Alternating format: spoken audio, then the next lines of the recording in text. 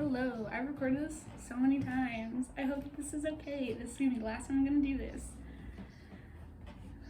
Okay, so the blinds are in my glasses. Good little pant shot for you there. The blinds are still in my glasses, okay.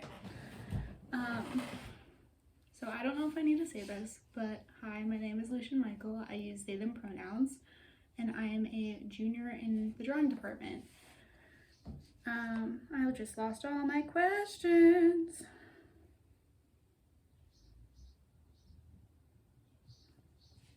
Perfect. Found them. So, how did I respond to the theme? So, in my work, typically, I'm a process-based artist. I focus much more on material and the process of making the work as the concept of the work versus a larger narrative concept. And so when we were given our prompt list, I looked at what materials and what I thought was interesting about them individually to myself, and I started ideating what could I do with those materials. What was something that I could do with paper that wasn't just drawing on it? What was something that I could do with sound besides just like drawing a mouth open and putting ha ha ha around it like the Joker? And then after I had decided more of what I wanted to do with it or how I was going to use the material, I then thought about how the number related to time, and especially because of the fact that I wasn't referencing something historical or proposing like a historical event to happen in the future.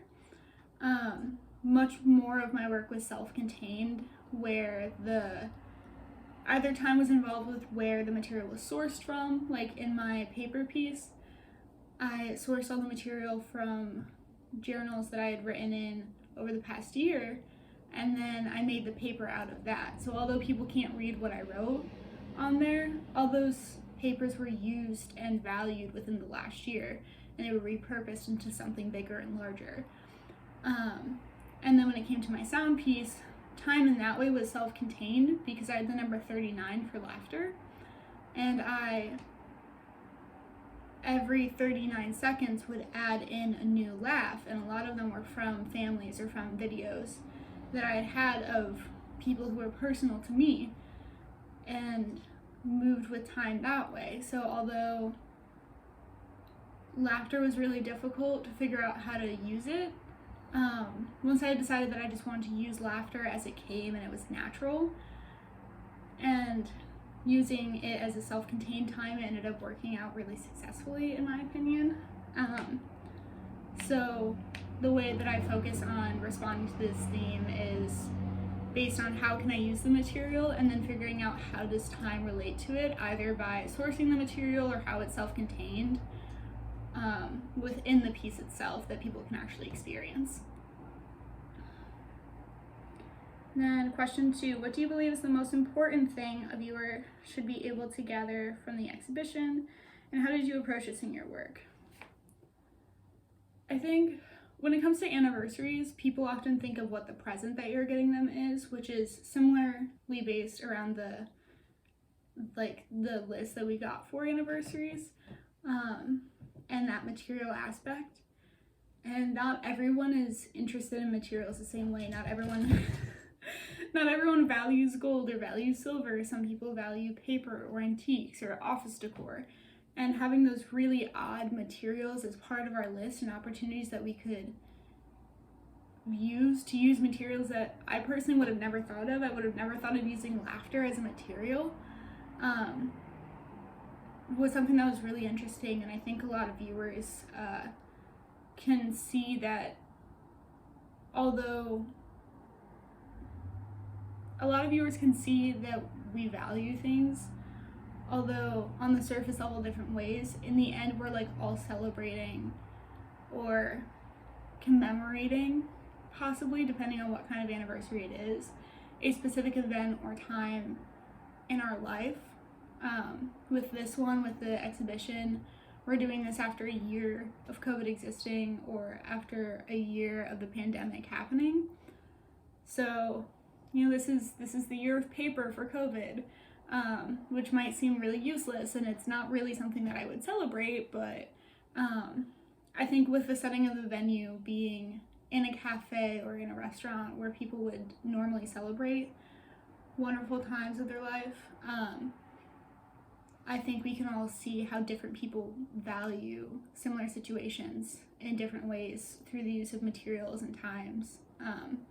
And also just the way that every artist can look at the same prompt list and get such completely different results, I think is so interesting and so unique to each person.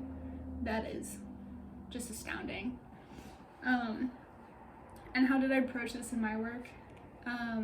I kind of touched on this already when it came to mentioning the fact that I would never use laughter as a medium. Like, I would have never thought of it. Although I view myself as a very experimental artist, I would never have come up with some of the prompts on this list. Like, office decor is crazy to me.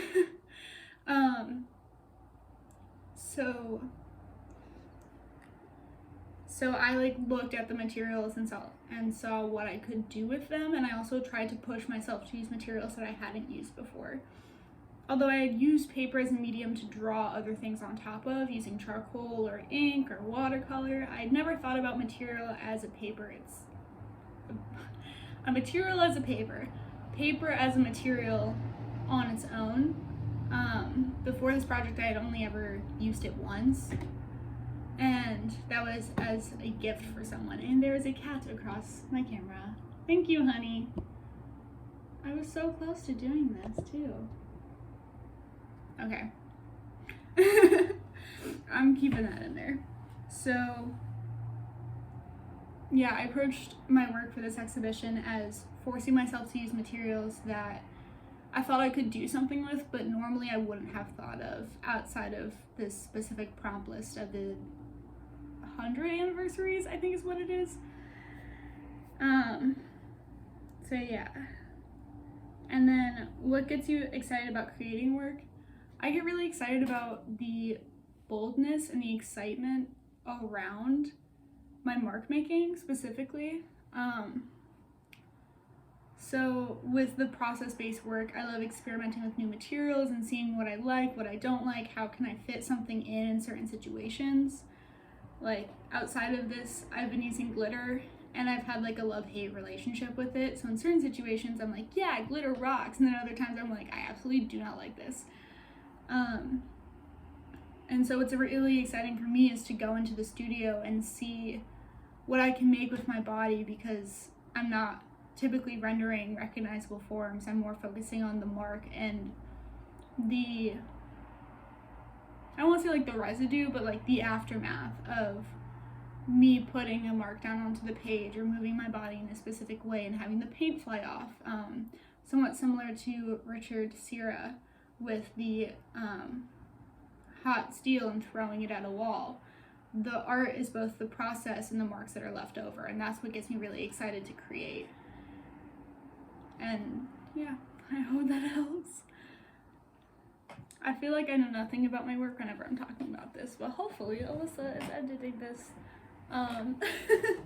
so that it actually makes sense. Yeah, please let me know if I need to refilm this, because I would totally do that for you if you need me to.